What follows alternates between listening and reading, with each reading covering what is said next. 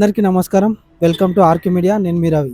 ఇక్కడ బతుకుదెరువు కోసం మన మహబూబ్నగర్ జిల్లా తెలంగాణ చౌరస్తాలో ఒక షాప్ పెట్టుకోవడానికి ఎమ్మెల్యే గారి పర్మిషన్ తీసుకున్న తర్వాత కమిషనర్ గారికి ఎమ్మెల్యే గారు రిఫర్ చేయడం జరిగింది.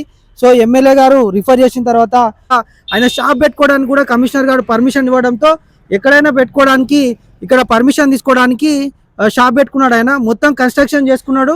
షాప్ కూడా చూడొచ్చు మీరు. ఇది DCCB bank. So back side ఉన్నది డిసిసిబి బ్యాంక్. ఇది మహబూబ్ నగర్ తెలంగాణ చౌరస్తాలో ఆయన మొత్తం వర్క్ కంప్లీట్ చేసుకున్నాడు. పాపం ఆయన ఒక వికలాంగుడు, శంకర్ నాయక్ అనే వ్యక్తి ఒక వికలాంగుడు.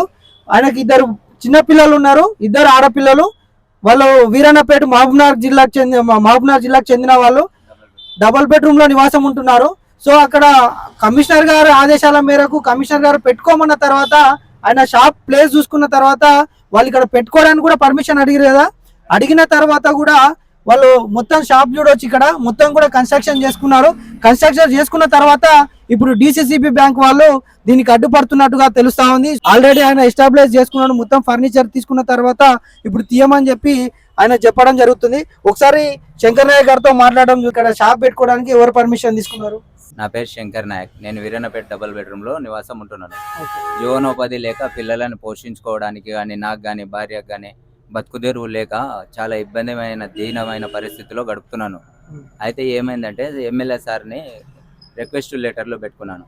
అయితే రిక్వెస్ట్ లెటర్లు ఎట్లా పెట్టుకున్నానంటే కొన్ని ఆఫీసులలో అడిగినాను.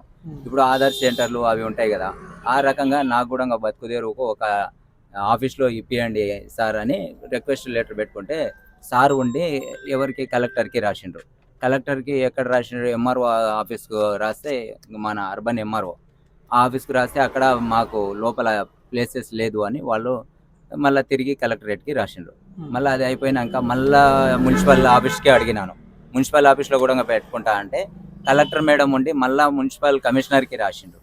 మున్సిపల్ కమిషనర్కి రాసినాక ఏం చేసిండ్రు?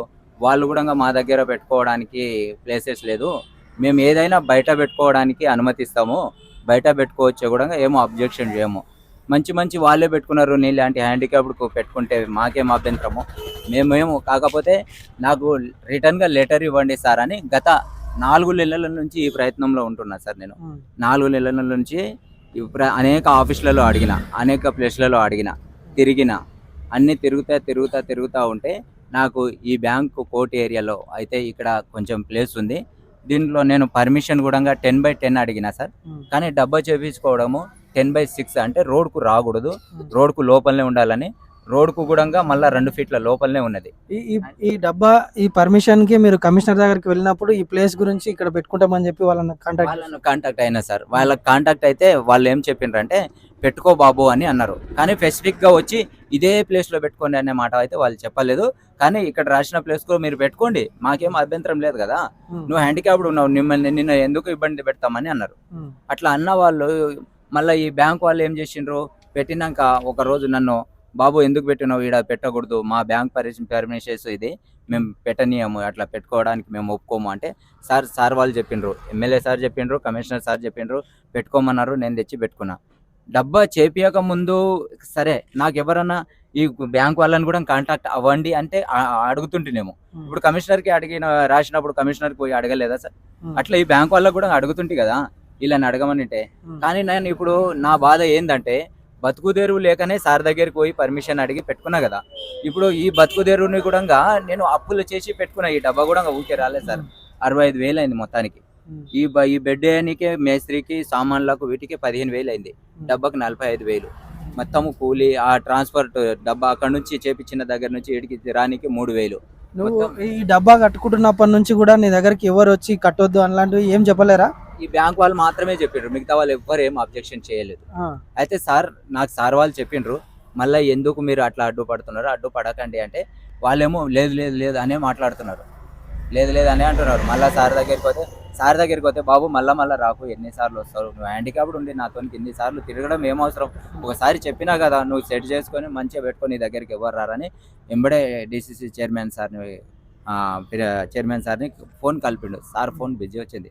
మరి సార్ చేసి చెప్పి ఉంటాడని నేను మొత్తం కన్స్ట్రక్షన్, ఇది బెడ్ గిట్లా అన్నీ కంప్లీట్ గా చేసుకున్నా సార్. కంప్యూటర్ లో కూడా ఎందుకు ఈడ ఏం ఆబ్జెక్షన్ ఉందంట, వాళ్ళు ఏమన్నా చెప్పారా? ఓన్లీ బ్యాంక్ వాళ్ళ అబ్జెక్షన్ ఉంది సార్. దేనికోసం గార్డెన్ పెట్టుకుంటారంట, ఓన్లీ గార్డెన్ పెట్టుకుంటారంట. సార్ నాకు ఇగో 2 ఆడపిల్లలు ఉన్నారు, హ్యాండిక్యాప్డ్ ఉన్నా, నాకు నడవనికే సార్. ఒక్క పని నడవిసి చేసుకునేటట్లయితే కూడా నేను ఇట్లా అడగకుంటే మంచి వాళ్ళకి మంచి ప్రదేశాలలో ఇచ్చిండ్రు సార్. నాకు దయదలిచి కొంచెం కనికరిస్తే బాగుంటుంది సార్. పిల్లలను గ్యాస్ నూనె వేసుకొని చచ్చిపోతా అన్నంత బాధ అనిపిస్తుంది నాకు. ఈ డబ్బా పెట్టుకొని బతకగలుగుతా అని నేను అనుకున్నా, కానీ మళ్ళీ ఈ డబ్బా తీయాలంటే ఇప్పుడు నేను తీసి వేరే తోన పెట్టాలంటే ఎంత అమౌంట్ అవుతుంది సార్? ఎంత అమౌంట్ అవుతుంది? ఇప్పుడు ఇవన్నీ తీయాలంటే నా వల్ల అవుతుందా?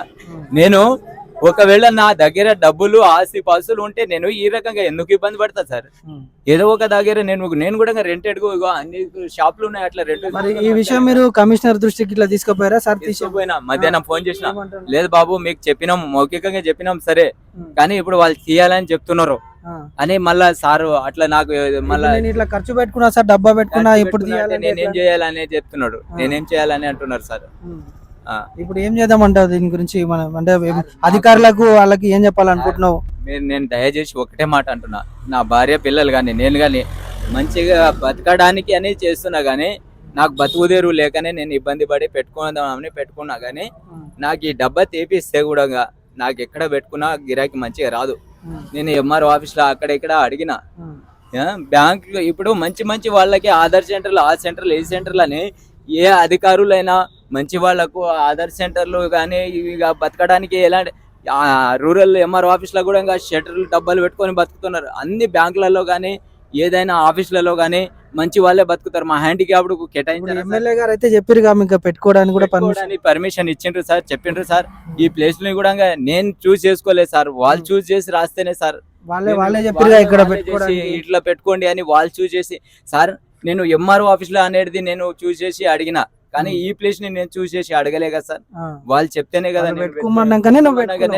ప్రొసీడ్ అయ్యి ఈడికి వచ్చిన. లేకుంటే నాకేమన్నా కళ్ళలో వస్తుంది సార్, ఈ జాగా నాకు ఇట్లా ఉందని కూడా తెలుసా సార్? నాకు ముందు ఈ జాగా ఈడ ఉందని కూడా నాకు తెలుసా సార్? సార్ నేను చాలా దీనమైన పరిస్థితిలో ఉన్నా, నన్ను ఖచ్చితంగా ఆదుకొని ఈయన ఉండేటట్లు. ఇగో ఇది ఓన్లీ 6/10 రోడ్డుకు కూడా లేదు.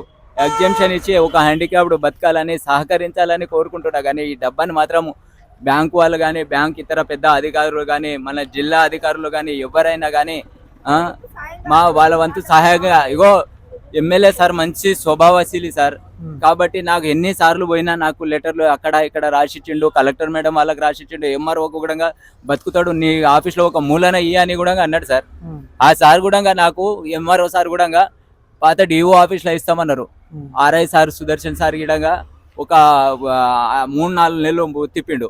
నేను ఆగస్టు నెల నుంచి తిరుగుతున్నా సార్, ఈ పని మీదనే తిరుగుతున్నా. ఎందుకంటే నాకు బతుకుదేరు ఎక్కడ లేదు, పెట్టుకొని డబ్బా పెట్టుకొని బతకనికే ఇది లేదు. పిల్లలకు 4,000 పెన్షన్ తోటి ఎట్లా బతకాలి, ఎట్లా చదివించాలి, ఎట్లా చేయాలి సార్? ఇంత దీనమైన పరిస్థితిలో ఇది ఈ శంకర్ నాయక్ చెప్పే సిచ్యువేషన్.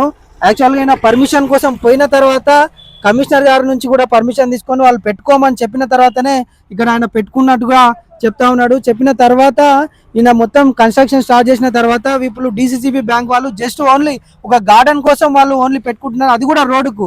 ఈయన కంపౌండ్ అవతల కూడా పెట్టుకుంటలేడు, కంపౌండ్ అవతల ఉంది, ఈ కంపౌండ్ బయట ఈయన షాప్ ఉంది. సో ఇక్కడ గార్డెన్ కోసం పెట్టుకుంటున్నట్టుగా వాళ్ళు చెప్తా ఉన్నారు. సో ఆ కంపౌండ్ లో లోపల కూడా పెట్టుకుంటాడు, రోడ్ పైన పక్కన పెట్టుకుంటే కూడా ఈ వికలాంగుడైన ఈయన పరిస్థితిని ఈ విధంగా క్రియేట్ చేస్తా ఉన్నారు. కాబట్టి ఎమ్మెల్యే గారు ఈ విషయం పైన స్పందించి శంకర్ నాయక్ కు న్యాయం చేయాలని చెప్పి మేము కోరుతా ఉన్నాం.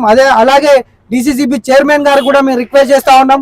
సో ఇక్కడ మీరు ఓన్లీ గార్డెన్ కోసం మీరు పెట్టుకుంటున్నారు, కానీ ఇక్కడ ఒక ఫ్యామిలీ, ఒక కుటుంబం, ఇద్దరు పిల్లలు ఆయనకు వికలాంగుడు. సో అటువంటి వాళ్ళ కోసం మీరు ఆలోచించలేకపోతున్నారు. దయచేసి ఇది దృష్టిలో పెట్టుకొని ఈ శంకర్ నాయక్ అనే వ్యక్తికి, ఒక వికలాంగునికి ఎమ్మెల్యే గారు కూడా దీనిపైన స్పందించి ఈయన షాప్ పెట్టుకోనికే పర్మిషన్ ఇవ్వాల్సిందిగా కోరుతా ఉన్నాం.